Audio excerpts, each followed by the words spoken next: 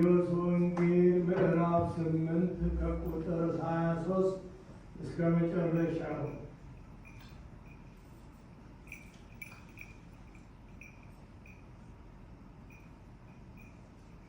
ወደ ታንኳም ሲገባ ደቀ መዛሙርቱ ተከተሉት። እነሆ ማዕበሉ ታንኳይቱን እስኪደፍናት ድረስ በባሕር ታላቅ መናወጥ ሆነ። እርሱ ግን ተኝቶ ነበር።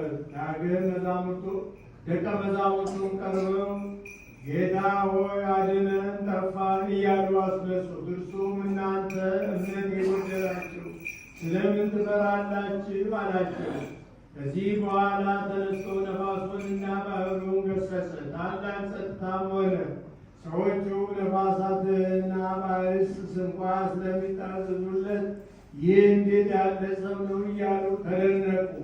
ወደ ማዶም ወደ ጌርጌሴኖን አገር በመጣ ጊዜ አጋንንት ያደሩባቸው 2 ሰዎች ከመቃብር ወጥተው ተገናኙት። እነርሱም ሰው በዚያ መንገድ መተላለፍ እስኪሳነው ድረስ እጅግ ክፉዎች ነበሩ። እነርሱም ኢየሱስ ሆይ የእግዚአብሔር ልጅ ከአንተ ጋር ምን አለ? ምን ጊዜው ሳይደርስ ልታሰቃየን ወደዚህ መጣህን? እያሉ ጮኹ። እነርሱም ርቆ የብዙ እሪያ መንጋ ይሰማራ ነበር። አጋንንቱም ታወጣንስ እንደሆነ ወደ እሪያው መንጋ ስደደን ብለው ለመኑት። ሂዱ አላቸው። እነርሱም ወጥተው ወደ እሪያቸው ሄዱና ገቡ። እነሆም የእሪያዎቹ መንጋ ሁሉ ከአፋፍ ወደ ባሕር እየተጣደፉ ሮጡ፣ በውሃም ውስጥ ሞቱ። እረኞችም ሸሹ።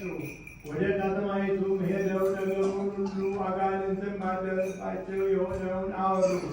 እነሆም ከተማው ሁሉ ኢየሱስን ሊገናኝ ወጣ። ባዩትም ጊዜ ከአገራቸው እንዲሄድላቸው ለመኑት። ሰማይና ምድር ያልፋል፣ ቃሌ ግን አያልፍም አለ ጌታ ለደቀ መዛሙርቱ።